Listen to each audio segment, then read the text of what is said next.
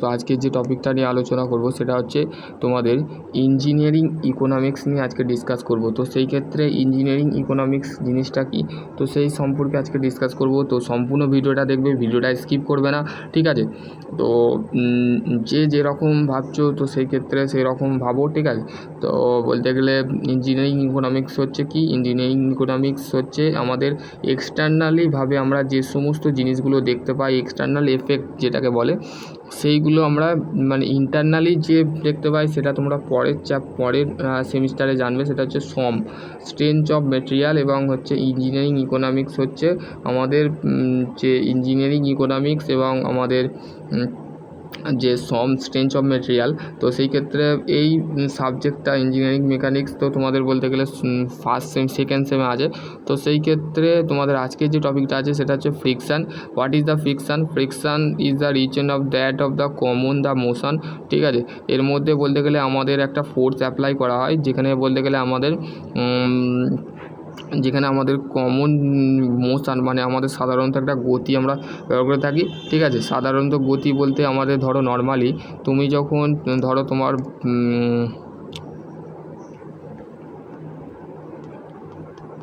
এখানে জল হচ্ছে, ঠিক আছে? জলের মধ্যে কাদা আছে, ঠিক আছে? এটা তোমার ধরো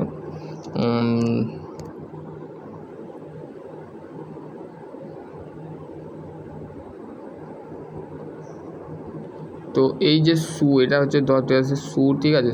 শুয়ের মধ্যে কি থাকে, শুয়ের মধ্যে দেখবে এরকম কাদা কাদা টাইপের ভাব থাকে, ঠিক আছে? লেগে থাকে।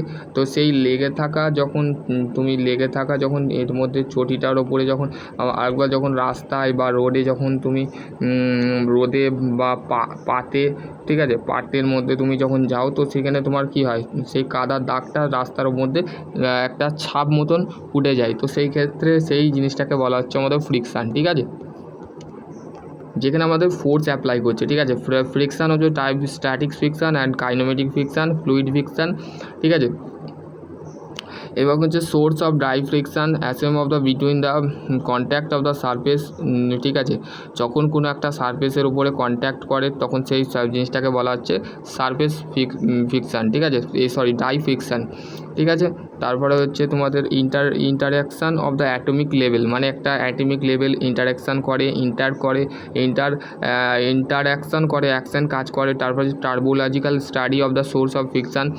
টার্বোলজিক্যাল আমরা স্টাডি করি ফ্রিকশানকে, ঠিক আছে? যেমন লুব্রিকেশান, যেমন ধরো হঠাৎ করে তোমার সাইকেলের উপরে তোমরা যখন সাইকেল যখন চালাও, তো সাইকেলের মধ্যে তখন কী হয়, সাইকেলের যখন চেন বলো বা বলো, চেনের মধ্যে আমাদের যখন জাম হয়ে যায় বা তখন আমরা কী করে থাকি, সেই জিনিসটা যখন আমাদের রাস্টিং পড়ে যায় বা চেনটা অনেক দিন ধরে পড়ে থাকে, তো সেই ক্ষেত্রে সাইকেলটা যদি অনেক দিন পড়ে থাকে, তো সেই ক্ষেত্রে চালের মধ্যে তুমি লুব্রিকেশান করোনি বা তুমি অয়েল ফয়েল কিছু ঢালুনি, তো গ্রিস ঢালুনি, তো সেই ক্ষেত্রে তোমার সাইকেলটা কী হবে, জাম হবে, তুমি চাপতে পারবে না। তো সেই ক্ষেত্রে আমরা সেই জিনিসটাকে বলা হচ্ছে আমাদের ওয়্যার বা টিয়ার ইত্যাদি, ঠিক আছে?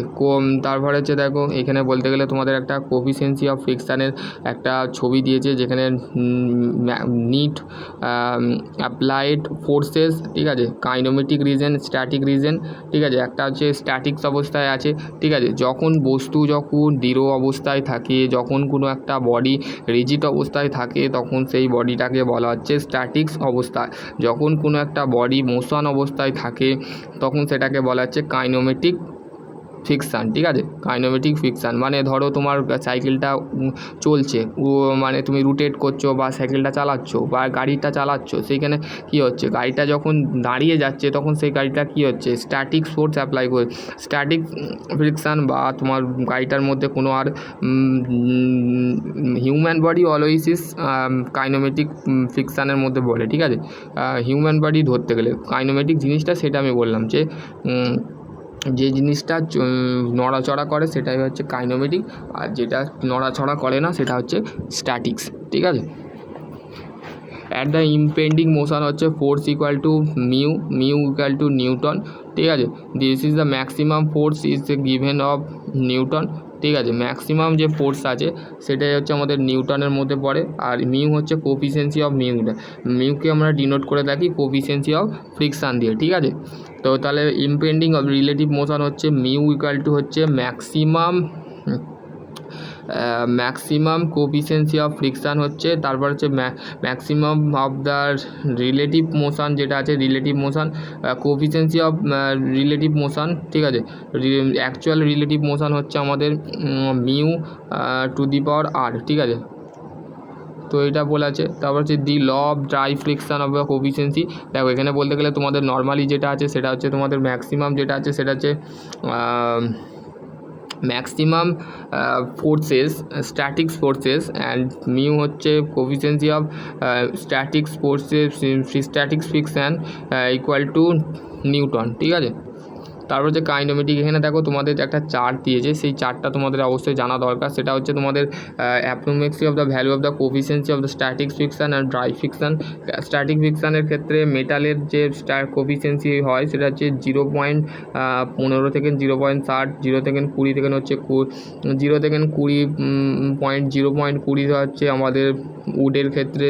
স্টোন পাথরের ক্ষেত্রে হচ্ছে আমাদের কোফিসিয়েন্সি হচ্ছে 0.30 থেকে 0.70, ঠিক আছে। লেদারের ক্ষেত্রে হচ্ছে 0.30, উডের ক্ষেত্রে হচ্ছে 0.25, তারপর হচ্ছে স্টোনের ক্ষেত্রে হচ্ছে 0.40, আর্থের ক্ষেত্রে হচ্ছে 0.20, ঠিক আছে। রাবারের ক্ষেত্রে অ্যান্ড কনক্রিটের ক্ষেত্রে 0.60 থেকে 0.90, ঠিক আছে। এইটা তোমাদের বলতে গেলে আছে, ঠিক আছে। ম্যাক্সিমাম আমাদের যে ম্যাক্সিমাম যে আমাদের যে maximum static friction force of kinematic force, ঠিক আছে। আমাদের যে ম্যাক্সিমাম স্ট্যাটিক ফোর্স থাকে এবং ম্যাক্সিমাম ফ্রিকশনাল ফোর্স যেটা আছে সেটা হচ্ছে আমাদের ম্যাক্সিমাম যেটা থাকে সেটা কি বলতে গেলে ম্যাক্সিমাম বলতে আমাদের প্রপোর্শনাল টু নর্মাল ফোর্স থাকে depending of the type of the condition of the contact surface, মানে যে সারফেসটা আমাদের কন্ট্যাক্ট হচ্ছে।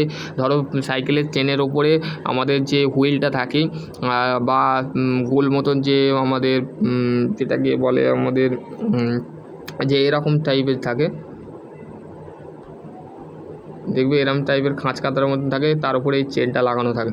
তো এই সারফেসটার উপরে কী হচ্ছে, কন্ট্যাক্ট হচ্ছে। তো সেই সারফেসটাকে বলা হচ্ছে আমাদের ম্যাক্সিমাম স্ট্যাটিক ফোর্স, ঠিক আছে। Maximum static force and kinematic frictional force, ঠিক আছে। Kinematic frictional force. তারপরে হচ্ছে এরিয়াটা থাকে সেটা হচ্ছে ডিপেন্ড থাকে না এরিয়াটা, কন্ট্যাক্ট এরিয়াটা কিন্তু ইন্ডিপেন্ডেন্ট থাকে, ঠিক আছে। আর হচ্ছে the law of dry friction of coefficient of friction. Dry ফ্রিকশানটা তোমাদের জানতে হবে। ড্রাই ফ্রিকশান বলতে গেলে four of saturation of rigid body, ঠিক আছে। রিজিড বডি হচ্ছে মেনলি আমাদের যেটা আছে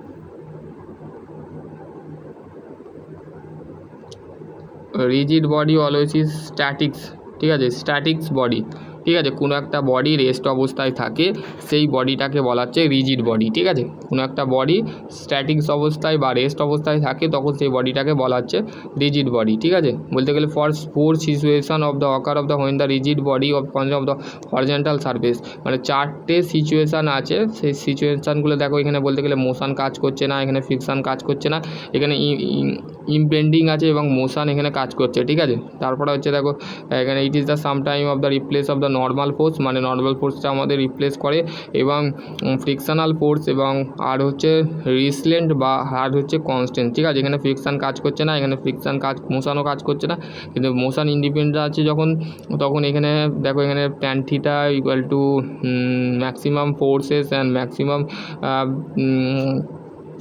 কাইনেমেটিক ফোর্সেস, ঠিক আছে। তারপর হচ্ছে দেখো ভ্যারিয়েবল, এখানে মোশন কাজ করছে না, এখানে সমস্ত কিন্তু এখানে বলে দিয়েছে। এইটা হচ্ছে এফ মানে ফোর্স দরকার হচ্ছে, দেখো এখানে বলতে গেলে মেনশান করে দিয়েছে। দেখো এখানে কি বলেছে, দেখো all applied of the forces of this known, মানে এখানে সব ধরনের ফোর্স অ্যাপ্লাই করা হচ্ছে। কোফিসিয়েন্সি ফ্রিকশান, এখানে স্ট্যাটিক ফ্রিকশান আমরা জানি। তারপরে হচ্ছে এখানে দেখো determine the body of rest and slide, মানে রেস্ট অবস্থায় থাকছে এবং স্লাইড অবস্থায় থাকছে। তারপর হচ্ছে all applied of the is known motion impending of the determine of coefficient আর স্ট্যাটিক ফ্রিকশান, মানে এখানে মোশন ইমপেন্ডিং আছে এবং এখানেও বলতে গেলে সব ধরনের ফোর্স অ্যাপ্লাই হচ্ছে। দেখো এখানে বলতে গেলে রেস্ট মানে অবস্থায় আছে, আবার স্লাইড অবস্থায় আছে। দেখো এখানে বলতে বডিটাকে ঠেলে দিচ্ছে, আবার তুলে দিচ্ছে, আবার বডি তুলেছে, যেমন সেই লোডিং আনলোডিংয়ের যেমন সমস্ত কাজ হয় না, সেই রকম সেম প্রসেস, ঠিক আছে।